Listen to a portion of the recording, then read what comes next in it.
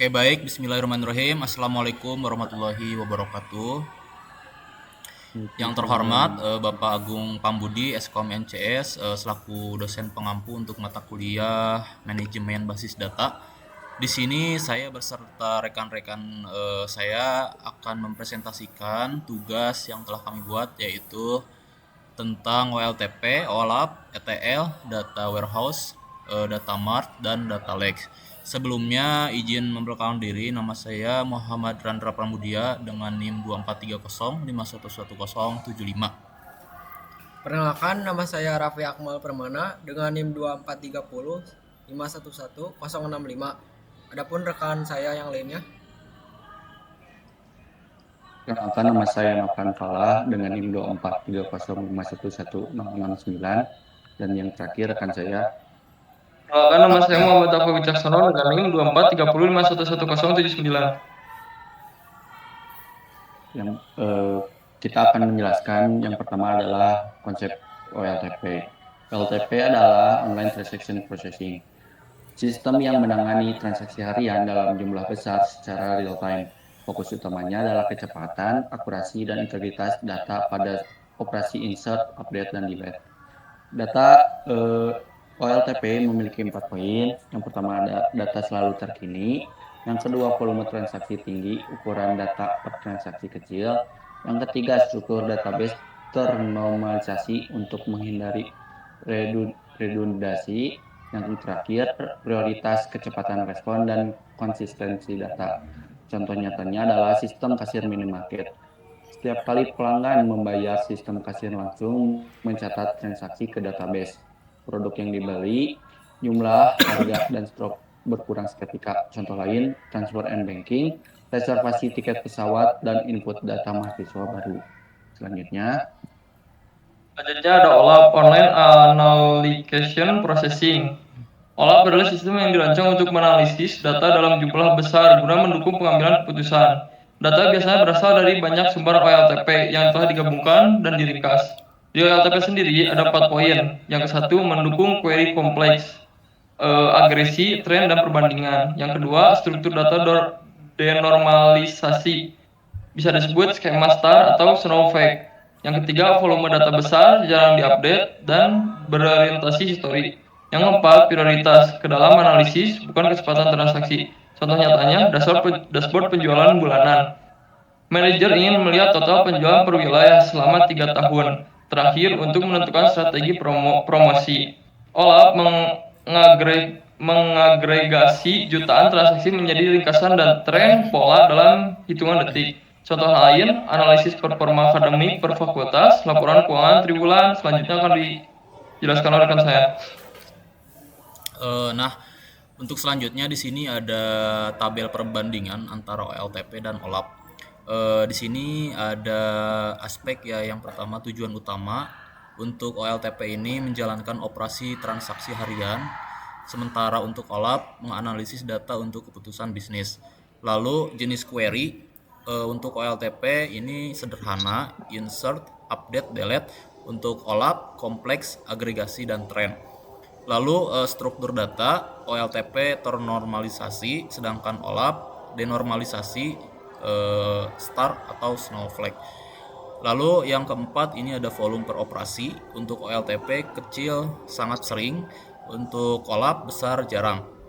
Untuk waktu respon untuk OLTP ini milidetik, sedangkan OLAP detik hingga menit. Yang terakhir ini ada contoh pengguna. Untuk OLTP, kasir, teller, staff input, sedangkan untuk OLAP, manajer, analis, dan eksekutif. Next. Nah, kemudian ada konsep ETL sendiri, extract, transform, dan load. ETL adalah proses memindahkan data dari berbagai sumber, misalnya sistem OLTP, ke dalam data warehouse melalui 3 tahap utama, agar data siap dianalisis dengan format yang konsisten. Nah, yang ke-1 ada extract, mengambil data mentah dari berbagai sumber seperti database penjualan, aplikasi HR, file Excel, API pihak ketiga. Kemudian yang kedua ada transform, membersihkan dan mengubah data, menghapus duplikat, menyeragamkan format tanggal atau mata uang, menggabungkan tabel. Kemudian yang terakhir ada load, Memuat data yang sudah bersih ke data warehouse agar siap digunakan untuk pelaporan dan analisis.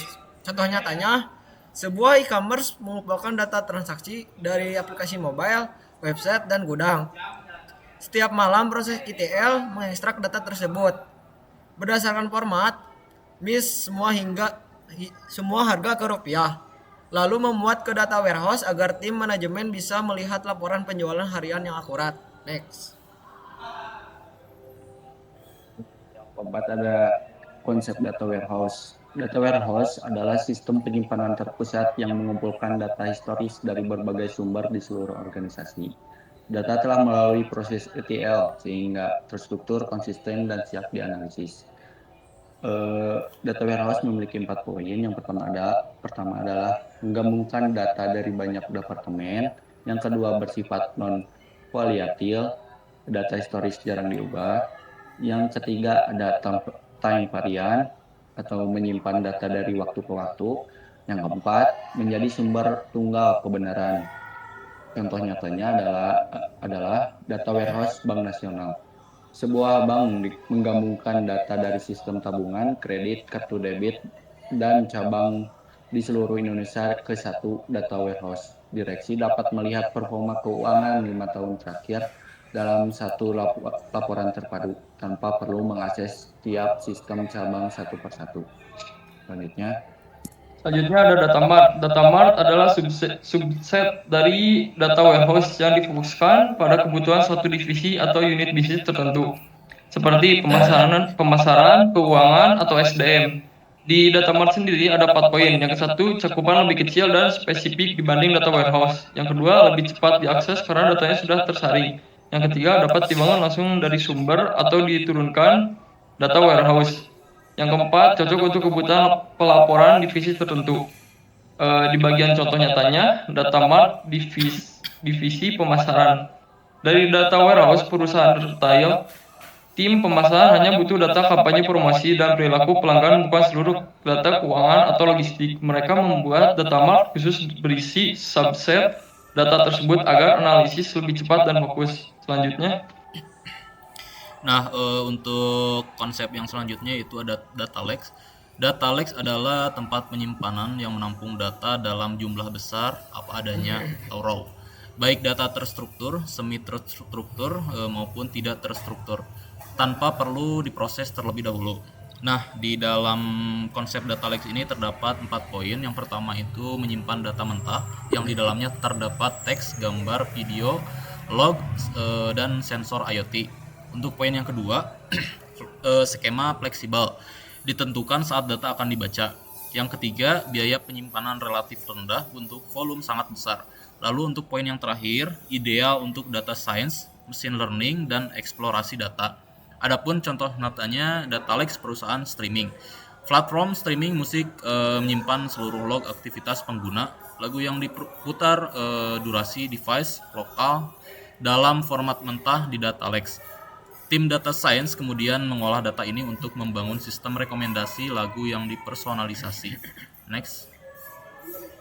Kemudian ada ringkasan warehouse, mart, dan lake. Untuk data warehouse sendiri, datanya terstruktur dan sudah diolah. Cakupannya juga seluruh organisasi.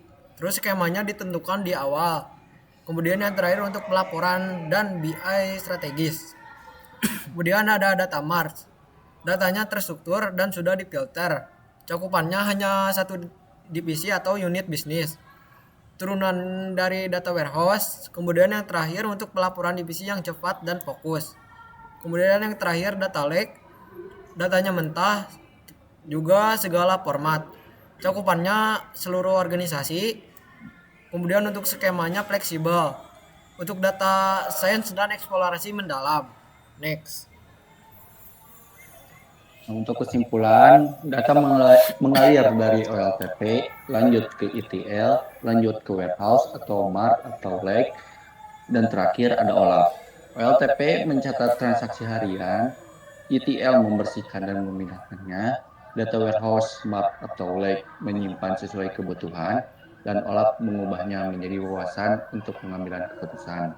Sekian, terima kasih dari kelompok kami. Mohon maaf bila ada kesalahan. Wassalamualaikum warahmatullahi wabarakatuh. wabarakatuh. Waalaikumsalam warahmatullahi wabarakatuh.